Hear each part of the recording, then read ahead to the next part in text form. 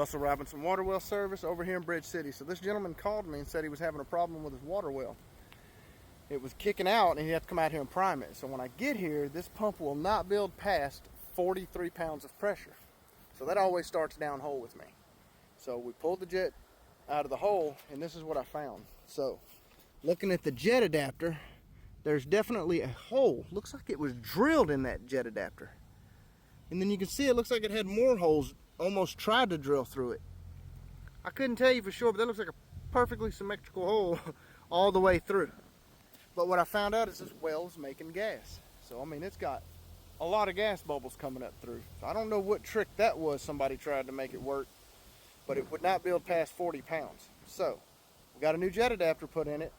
We put the new leathers, new foot valve on it, stuffed it in the hole. This thing's building up 63 pounds of pressure, no problem. But the issue we're going to have now is he's going to have to change this tank out. He's going to have to get rid of this bladder tank, and we're going to have to most likely go with a galvanized tank with a WJ in it. So this is over here in Bridge City, right off 1442 in Suncrest, off of Suncrest. I got to work on a lot of wells back in here. It's the first one right here that I've seen with gas in it. But when one has gas, you got to switch to the galvanized tank and then put a WJ in it. That way they won't have to come out here and reprime this thing every time. Because what's going to happen now, we're going to monitor it first just so I can show him. With this bladder tank, that tank's going to fill up with air, and what it does is once the air reaches the pump, it just loses its prime. They got to come out here and reset it again. So we're going to tell him about it. We're going to explain everything to him, and we're going to see how this works out. Probably going to end up coming back here and putting a galvanized tank on it.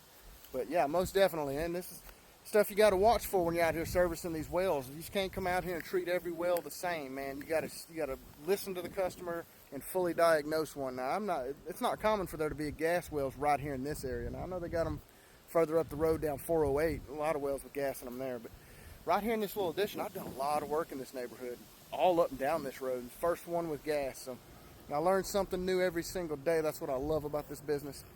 And you know, it's nice that we could figure this out and catch this, man. So these people ain't spending weeks and months spending a lot of money. So we caught this first time. So thought he might have to have a new jet when we talked to him on the phone, because I never know what I'm looking at when we pull it. Because I'm thinking a weak jet's bad, but get it out of the hole. We see that hole in the pipe, and we see it's a brand new Goulds jet. I mean, it's still brass, still gold. So again, we got this one figured out. I'm not going to let nothing slip past me. Russell Robinson Water Well Service. I learn something new every day, man. Even though I've been doing it 28 years, I'm still learning. Still seeing something new, and that's kind of cool. So we'll get this one packed up, and we'll let you know on this one. Maybe doing another video showing you install of a gas tank on a jet pump. Russell Robinson Water Well Service.